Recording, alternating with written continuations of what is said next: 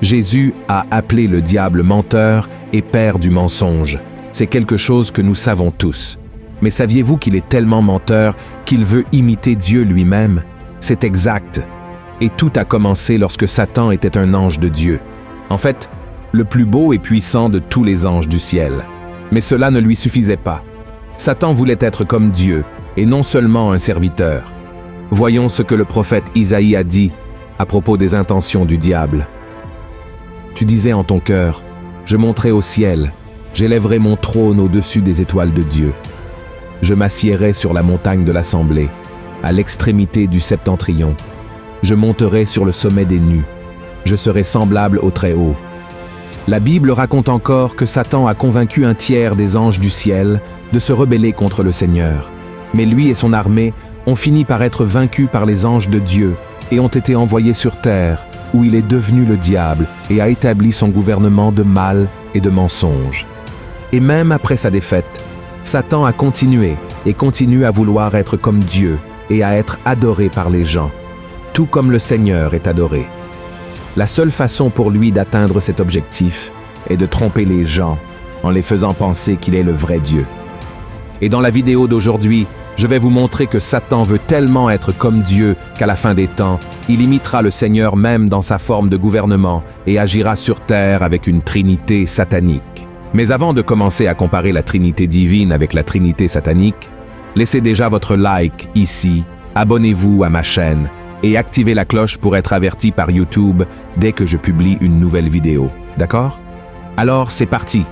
Dieu est une trinité, c'est-à-dire une union de 3 personnes en une seule divinité, le Père, le Fils et le Saint-Esprit. Et la Bible nous montre dans le livre de l'Apocalypse que Satan réunira une fausse trinité ou une trinité satanique pour essayer une dernière fois de vaincre le Seigneur. Et pendant un certain temps, il atteindra ce qu'il a toujours voulu. L'humanité l'adorera comme s'il était vraiment le vrai Dieu. Et pour cela, il enverra un faux Messie, l'Antéchrist, qui sera proclamé comme le sauveur du monde par un faux prophète, une imitation du Saint-Esprit témoignant de Christ. Ensemble, ces personnes démoniaques gouverneront le monde pendant une courte période. Leur domination, cependant, ne durera pas, car elle repose sur un grand mensonge. Alors, à partir de maintenant, analysons chaque personnage de cette trinité satanique et voyons comment ils tourneront et tromperont des millions et des millions de personnes pendant la fin des temps. Première personne de la trinité satanique, Satan déguisé en Dieu. De la même manière que Dieu le Père est présenté dans la Bible comme l'auteur de notre salut, Satan est connu comme l'auteur de la destruction de l'humanité. Il est l'ennemi de Dieu et donc l'ennemi de l'homme. Tout mal provient de lui, Satan n'est pas bon, et en lui, il n'y a ni amour, ni compassion, ni grâce, ni miséricorde. Les démons et les hommes l'adorent, même sans le savoir, car il fait semblant d'être bon tout le temps. Il fait semblant d'être puissant, tout comme Dieu l'est. Il fait des promesses qu'il ne peut pas tenir, tout pour séduire les gens et les empêcher de servir le vrai Dieu. Le livre de l'Apocalypse décrit Satan comme un grand dragon cherchant à détruire Israël, car il sait que si cette nation est détruite, Jésus ne pourra pas revenir. Car le Seigneur a dit qu'il ne reviendra que lorsque le peuple d'Israël reconnaîtra qu'il est le vrai Messie et dira « Béni soit celui qui vient au nom du Seigneur ». Mais, grâce à Dieu, Satan ne peut pas accomplir son objectif, car Dieu protège toujours son peuple. Ainsi, la Bible dit que le dragon persécutera les chrétiens, ceux qui suivent Jésus. C'est pourquoi l'apôtre Pierre nous a laissé l'avertissement suivant. « Soyez sobres, veillez. Votre adversaire, le diable, rôde comme un lion rugissant, cherchant qui il dévorera.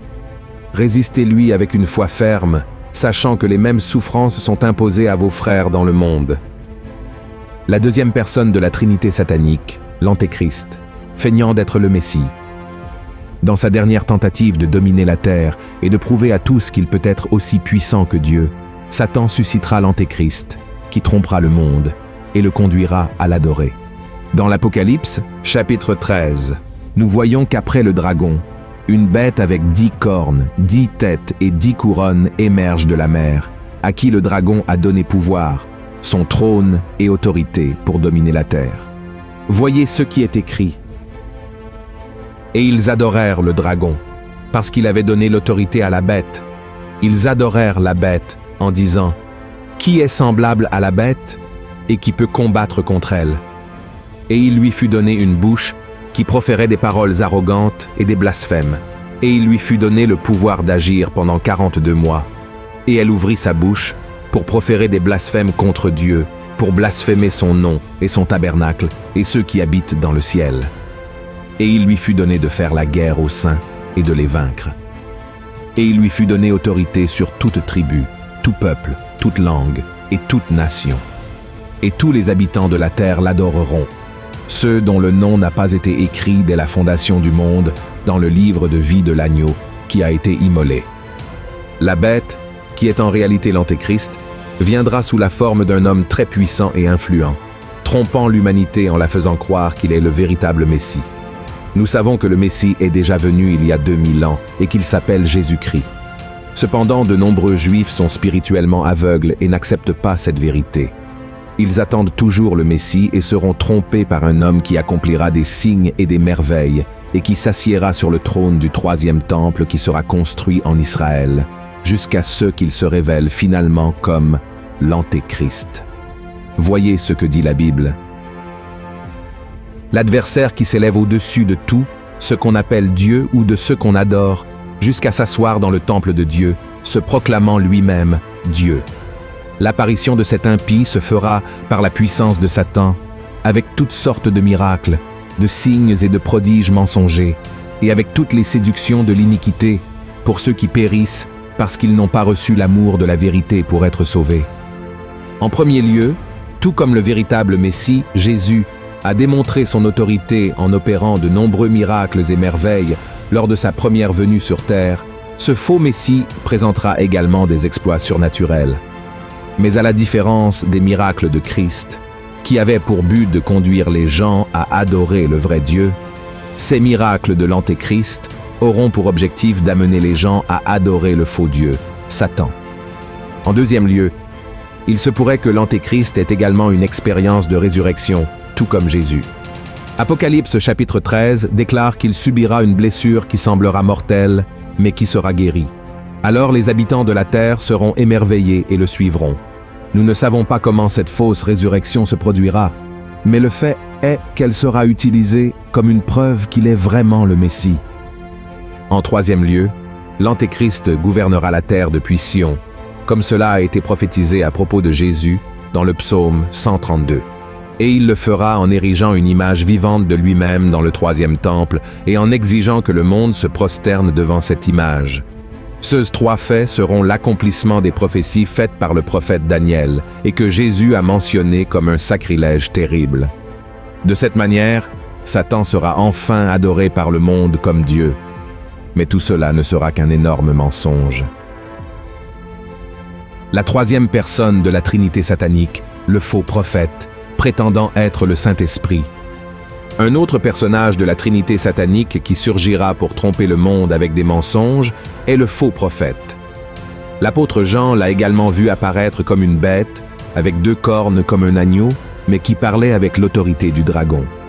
Cependant, cette image du faux prophète est également symbolique. En réalité, il apparaîtra comme un être humain de chair et de sang. Inspiré par Satan, la 3e personne de la Trinité satanique imitera les prophètes bibliques, qui étaient inspirés par le Saint-Esprit, et il annoncera l'Antéchrist comme le Messie. Le faux prophète agira comme Jean-Baptiste, qui a annoncé la venue du Christ et sera capable de réaliser des signes surnaturels comme Élie, Isaïe et d'autres grands hommes de l'Ancien Testament, afin de prouver la véracité de son témoignage.